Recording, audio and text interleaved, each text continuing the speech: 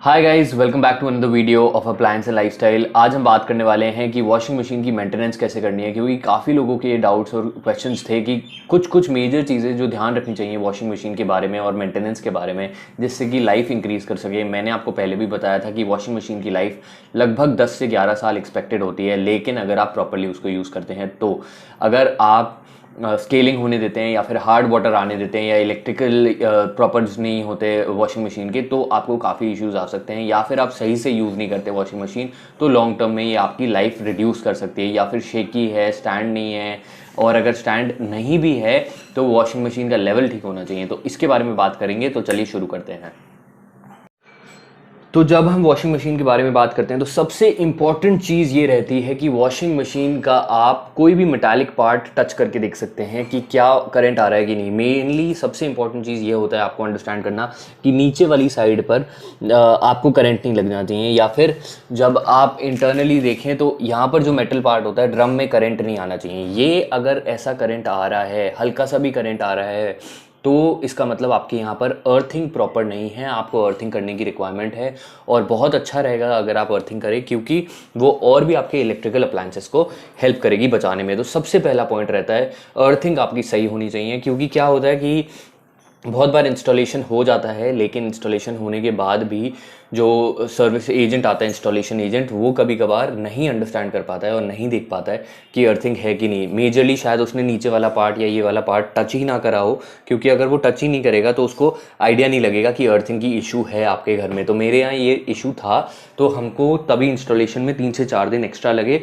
और ये 15 एम्पियर का वोल्ट है, प्लग है, जहाँ से हमने ये लिया और अर्थिंग हमने करवाई। अर्थिंग कराने के बाद वो करंट वाला जो प्रॉब्लम था वो एकदम ख़त्म हो गया। तो सबसे पहली चीज़ ये रहती है मेंटेनेंस में, क्योंकि ये आपकी वॉशिंग मशीन को एकदम शॉर्ट कर सकती है, इसलिए करंट नहीं आना चाहिए। अगर आपने अभी तक चेक नहीं करा है तो अपनी वॉशिंग मशीन को चेक कर लीजिए, हल्का सा नीचे से टच करके। बहुत माइनर करंट आएगा लेकिन कोई इतना फ़र्क नहीं पड़ेगा। या फिर आप एक जो टेस्टर वाला आपका स्क्रू वो आता है, पेचकस, उससे भी टेस्ट कर सकते हैं क्या उसके अंदर लाइट जल रही है। तो ये सबसे पहला पॉइंट रहता है अंडरस्टैंड करने के लिए कि करंट नहीं आना चाहिए। उसके बाद नेक्स्ट अगर चलते हैं हम, तो जब भी आप वॉशिंग मशीन अपना साइकिल आपकी ख़त्म हो जाती है, साइकिल ख़त्म होने के बाद आपको ये वाला एरिया जो है इधर क्लीन करना चाहिए। यहाँ पानी ना जमा हो, जैसे आप देख सकते हैं अभी हल्का सा जमा है, ऑलरेडी एक साइकिल हो चुकी है।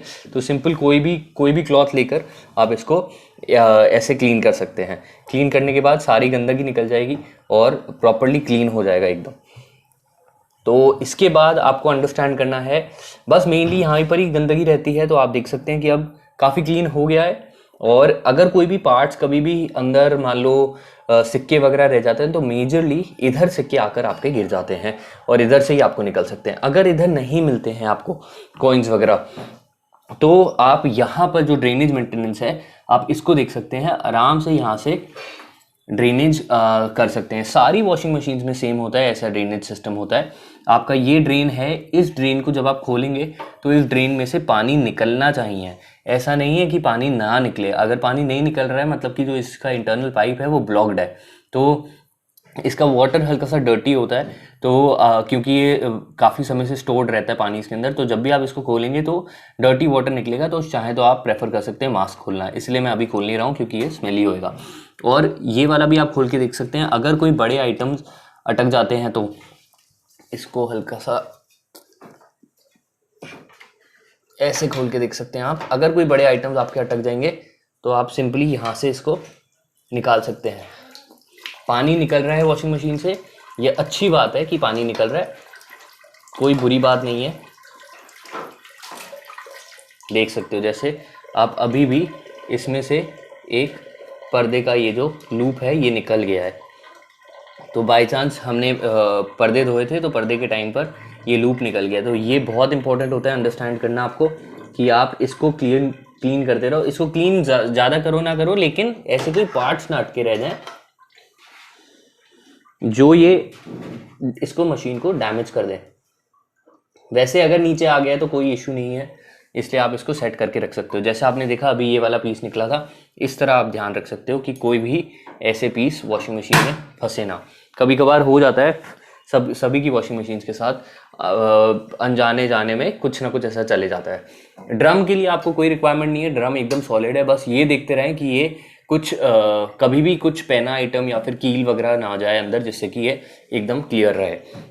इसके अलावा वॉशिंग मशीन होने के बाद जब आपकी साइकिल हो जाती है तो दरवाज़ा पूरा बंद ना करें, इसको हल्का सा खोल के रखें, जिससे कि अंदर जितना भी मॉइस्चर है वो निकल सके और एकदम क्लियर हो जाए। तो ये एक और इम्पॉर्टेंट पैरामीटर था। इसी के साथ ही आपको ये टेस्ट करना पड़ता है कि आपका जो एरिया में वाटर है वो हार्ड है कि सॉफ्ट है। हार्ड वाटर और सॉफ्ट वाटर की बात यह है कि TDS मीटर आप चेक कर सकते हो, मैंने नीचे लिंक दे रखा है, वहाँ से आप TDS मीटर खरीद सकते हो। अगर आपका TDS 500 तक दिखाता है वॉशिंग मशीन के लिए, तो मतलब लगभग ये एक थंब रूल होता है कि हार्डनेस आपकी 250 होगी।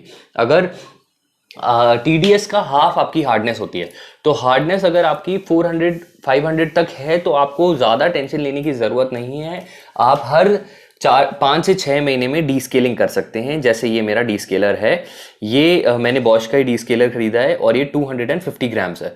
तो इसको 250 ग्राम्स को मैं पूरा यूज़ नहीं करूंगा, 125 ग्राम्स यूज़ करूंगा, जिसमें 75 ग्राम्स मैं यहाँ डालूंगा, 150 ग्राम्स अप्रॉक्सीमेटली यूज़ करूंगा, जिसमें 75 ग्राम्स मैं इधर डालूंगा और 75 ग्राम्स इधर डिश वॉशर इधर डालूंगा। तो इससे मेरा जितना भी पूरा साइकिल है, पूरा कहीं पर भी स्केलिंग हो रही होगी या फिर नमक जम रहा होगा, वो प्रॉपरली पूरे में क्लीन हो जाएगा। तो ये आपका रहता है अंडरस्टैंड करना हमको कि डी स्केलिंग करना इंपॉर्टेंट रहता है। हार्ड वाटर आप चेक करें, अगर आपका 500 या 700-800 का हार्ड वाटर आ रहा है, मतलब इसका मतलब आपका TDS लेवल डबल। अगर TDS लेवल 1000 है तो हार्ड वाटर आपका 500 तक हो गया, तब भी मैनेजेबल है। तब आपको डी स्केलिंग करनी पड़ेगी हर 4 महीने के अंदर। अगर आपका हार्ड वाटर बहुत ज़्यादा है, मान लो TDS लेवल्स आपके यहाँ 3000 या फिर 2500 हैं और हार्डनेस आपकी वाटर की 1200-1500 है, तब आपको सॉफ्टनर लगा लेना चाहिए। उसका भी मैं नीचे लिंक दे दूंगा, जो आप प्रेफर्ड सॉफ्टनर्स खरीद सकते हो। वैसे बहुत कम जगहें हैं, स्टेट्स हैं जिनके अंदर ऐसा इशू आता है। तो डी स्केलर आपको यूज़ करना चाहिए। अगर 500 का आपका हार्डनेस है, मतलब TDS अगर 1000 है आपके एरिया में, तो आप बिल्कुल अंडरस्टैंड करें और जो आपका हार्डनर है, ये डी स्केलर है, इसको आप हर 3 महीने में यूज़ करें। तो ये चीज़ थी बहुत इंपॉर्टेंट, जिससे आप समझ सकें। और हार्डनेस बहुत इंपॉर्टेंट रहती है अंडरस्टैंड करना, जिससे वॉशिंग मशीन ख़राब ना हो। दूसरा, इसके बाद चलते हैं, लेवल वॉशिंग मशीन का एकदम सही होना चाहिए। मैंने पहले भी बताया है वॉशिंग मशीन्स के लिए कि ये आप बिल्कुल यूज़ कर सकते हैं और प्रॉपरली अलाइन करें। और फ़ोन में आपका वाटर लेवल होता है, फ़ोन में ऐप डाउनलोड कर लें, उसका भी लिंक मैं नीचे दे दूंगा। उसको आप इधर फ़ोन को रख सकते हैं और चेक कर सकते हैं कि वाटर लेवल सही है कि नहीं, मतलब कि आपकी वॉशिंग मशीन स्टेबल है कि नहीं है, क्योंकि वो बहुत इंपॉर्टेंट होता है अंडरस्टैंड करना। मेरी वॉशिंग मशीन 1400 RPM पे भी मूव करती है, तो इसमें कोई वाइब्रेशन नहीं आती, बहुत माइनर वाइब्रेशंस, और बहुत बढ़िया चलती है। तो फीचर वाइज देखें तो यहाँ पर जितना आपका वॉशिंग मशीन ऑन करते हैं एक बार, फीचर वाइज अगर देखें, मेरी वॉशिंग मशीन के अंदर पर्टिकुलरली ये बताता है कि आप कितना केजी लोड डाल सकते हैं जब आप वॉशिंग मशीन को यूज़ कर रहे हैं। तो अब ये ऑफ है, जैसे अभी ये डिटेक्ट, अब ये वॉशिंग मशीन जैसे ऑन करी तो ये देखो 5 kg लिखा आ रहा है। 5 kg आपको तब बताएगा जब आपका इसका दरवाज़ा खुला होएगा। तो 5 kg ये बता रहा है कि रिकमेंडेड लोड है कि आप 5 kg चलाइए। अगर 5 kg से ज़्यादा कपड़े डालेंगे तो ये ऑटोमेटिकली टाइम इंक्रीज कर देगा।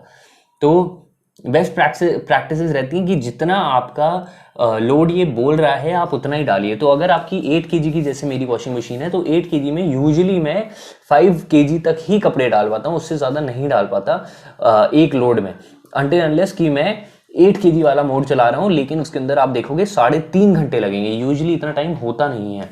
तो आपको वो चीज़ अंडरस्टैंड करनी चाहिए। इसके बाद आपको जो अंडरस्टैंड एक और चीज़ करनी है और ध्यान रखना है, तो चलिए पीछे चलते हैं और यहाँ देखते हैं जो हमारा यहाँ पर इसका जो पाइपलाइन है, आपका इनलेट वाल्व ये है। इसके साथ अगर एक और आइटम आता है जो हार्डनेस को कम करता है, प्योरिट के नाम से है वो, उसका भी लिंक मैं नीचे दे दूंगा। अगर आपका हार्डनेस आप वैसे ही ऑटोमेटिक रिड्यूस चाहते हैं तो आप वो उस पीस को इधर लगा सकते हैं, छोटा सा पीस आता है और वो आपकी हार्डनेस ऑलरेडी कम रखेगा, लेकिन आपको हर 3 महीने के अंदर उसको चेंज करना पड़ेगा। करीब 400-500 रुपये का या 600 रुपये का आता है, लेकिन आपको उसको हर 3 महीने के अंदर चेंज करना पड़ेगा, जिससे कि वॉशिंग मशीन की लाइफ बनी रहे। तो उससे बेटर मैं बताऊँगा कि आप एक वन टाइम सोल्यूशन करें और सॉफ्टनर लगा लें। अगर आपके TDS लेवल्स 2000-3000 हैं तो मतलब कि हार्डनेस लेवल आपका TDS का हाफ है, अराउंड 1200-1500। इसके बाद फाइनली एक चीज़ अंडरस्टैंड हमको जो करनी है, क्योंकि काफ़ी लोग वॉल्व साइज़ वगैरह अंडरस्टैंड करना चाह रहे थे कि वॉल्व क्या है। तो ये मैंने सिस्टम कर रखा है इधर, और हमारा सिस्टम इस तरह का हो रखा है इधर,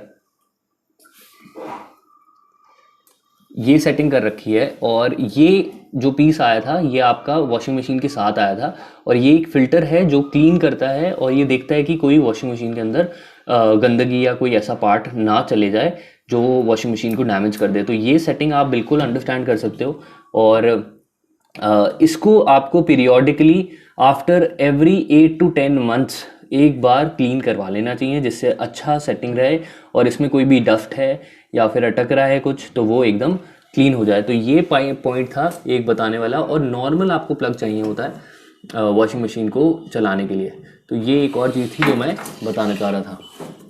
इसके अलावा नॉर्मल पाइप हमने कनेक्ट कर रखा है इसके अंदर, और मेजरली इसके अलावा वॉशिंग मशीन मेंटेनेंस में कुछ नहीं है। अगर आप ये चीज़ें ध्यान रखेंगे तो आपकी मशीन लगभग 10 साल चलने की प्रोबेबिलिटी रखेगी और चल सकती है। प्री वॉश के लिए भी मैं आपको दिखा दूं कि काफ़ी लोगों का क्वेश्चन था जो पहली बार वॉशिंग मशीन यूज़ कर रहे थे कि प्री वॉश में जब हम लिक्विड डाल देते हैं तो वो बह के नीचे चले जाता है, और डिटर्जेंट जब डालते हैं तो वो भी बह के नीचे चले जाता है अगर दोनों लिक्विड डालते हैं। तो उससे क्या है कि दोनों मिक्स हो जाएंगे या नीचे चले जाएंगे। तो ये बटन दबा के मैं खोलता हूँ तो आप इधर देख सकते हो कि इधर आपका प्री वॉश का कंपार्टमेंट और ये वाला कंपार्टमेंट दोनों ही अलग हैं। प्री वॉश का कंपार्टमेंट और ये अलग है। तो प्री वॉश का पानी यहाँ पर एक होल है जहाँ उसी के अंदर जाएगा प्री वॉश का सोल्यूशन आपका, और जो आपका डिटर्जेंट है वो अलग जगह जाएगा। तो जब प्री वॉश लेना होगा मशीन को तो प्री वॉश लेगी, जब डिटर्जेंट लेना होगा तब डिटर्जेंट लेगी। इसलिए आपको कोई सोचने वाली बात नहीं है, आप प्री वॉश में बिंदास होकर डाल सकते हो। तो ये हमने लगा दिया। ये मेरी बॉश की मशीन है, आप देख सकते हो। अब नई भी बॉश की मशीन्स आ गई हैं, लेकिन उसके अंदर सोक का बटन लगा दिया है कुछ मशीन्स में, और प्री वॉश हटा दिया है। तो प्री वॉश और सोक लगभग सेम चीज़ होती है, कोई आपको सोचने की बात नहीं है। और कुछ नई मशीन्स में एंटी टैंगल और एंटी रिंकल फीचर लगा दिया है, तो उसमें से इनने प्री वॉश हटा दिया और इको मोड भी हटा दिया है। तो ये कुछ इश्यूज हैं, तभी वो वॉशिंग मशीन सस्ती है। मेरे को ऐसा लगता है, क्योंकि अभी भी इस वॉशिंग मशीन को अगर देखें तो ये कंपेयर टू न्यू मॉडल ज़्यादा एक्सपेंसिव है। शायद इसलिए क्योंकि इसमें फीचर्स ज़्यादा हैं और ये प्री वॉश वगैरह देती है। लेकिन आपको तब भी इतनी सोचने की बात नहीं है। प्री वॉश वगैरह अगर देखें तो प्री वॉश की बहुत रिक्वायरमेंट नहीं रहती है और इतना क्रेजी नहीं रहता है, क्योंकि यार अगर बहुत ज़्यादा कपड़े गंदे नहीं हो रहे, अगर कोई बाहर बहुत धूल मिट्टी में काम कर रहे हैं, तब आपको प्री वॉश की रिक्वायरमेंट रह सकती है। तब भी अगर स्टेन्स पड़े हैं तो, अगर आपको कोई भी स्टेन्स को क्लियर करना है, जैसे मान लो कहीं सॉस गिर गई किसी शर्ट पे या कुछ ऐसा हो गया, तो उसके ऊपर जहाँ पर सॉस गिरी है उधर ही आप लिक्विड डाल दो। जैसे मैं ये एरियल यूज़ करता हूँ, तो जहाँ पर सॉस गिरी है उधर ही लिक्विड डाल दो, जिससे कि आप क्लीनिंग और इफेक्टिवली हो सके। तो मेजरली ओवरव्यू मैं आपको यही देना चाहता था, जिससे आप वॉशिंग मशीन की मेंटेनेंस के बारे में समझ सको, क्योंकि काफ़ी लोगों ने डाउट्स पूछे थे। और इसके साथ बेसिक गुड पॉइंट्स जो थे और जो चीज़ें लोगों के सिंपल डाउट्स थे वो मैंने आपको यहाँ पर क्लियर कर दिए हैं। अगर और भी कोई डाउट्स हैं तो आप नीचे कमेंट्स में पूछ सकते हो मुझसे, जिससे कि मैं आपको हेल्प कर सकूँ और आपकी वॉशिंग मशीन अच्छी चलती रहे। क्योंकि मेरे को पता है यार, जब वॉशिंग मशीन खरीदते हो तो बहुत अच्छे से खरीदते हो, एक्साइटेड होते हो खोलने के लिए, बड़ा मज़ा आता है, और जब चलती है तो बहुत अच्छा लगता है। सो that's about it for this video. अगर वीडियो पसंद आई हो तो सब्सक्राइब करें, लाइक करें। लास्टली एक चीज़ बताना चाहूँगा कि ये जो क्रोम फिनिश है इसका हल्का सा ध्यान रखना पड़ता है, क्योंकि क्रोम फिनिश में कभी कभार क्या इशू आ जाता है कि ये देख रहे हो आप, हल्के से स्पॉट्स बन जाते हैं। तो इसके लिए आपको विनेगर लगाकर आप हल्का सा क्लियर करोगे तो ये एकदम क्रोम फिनिश को क्लियर कर देगा। विनेगर लगाकर हल्का सा क्लियर करोगे तो एकदम चमका देगा इसको। So that's about it for this video. Signing off, Siddhant Goyal from this YouTube channel. अगर वीडियो पसंद आई हो तो सब्सक्राइब करें और लाइक करें प्लस शेयर करें जिसको भी वॉशिंग मशीन मेंटेनेंस करनी है, और ध्यान रखना है कि आपकी वॉशिंग मशीन लॉन्ग टर्म चले। ये वॉशिंग मशीन सिर्फ बॉश के लिए नहीं है, जो मैंने प्रैक्टिसेस बताई हैं ये सारी वॉशिंग मशीन में चलता है, whether LG, Samsung, IFB, Thomson, etc. etc. So that's about it. Signing off, Siddhant Goel from this channel.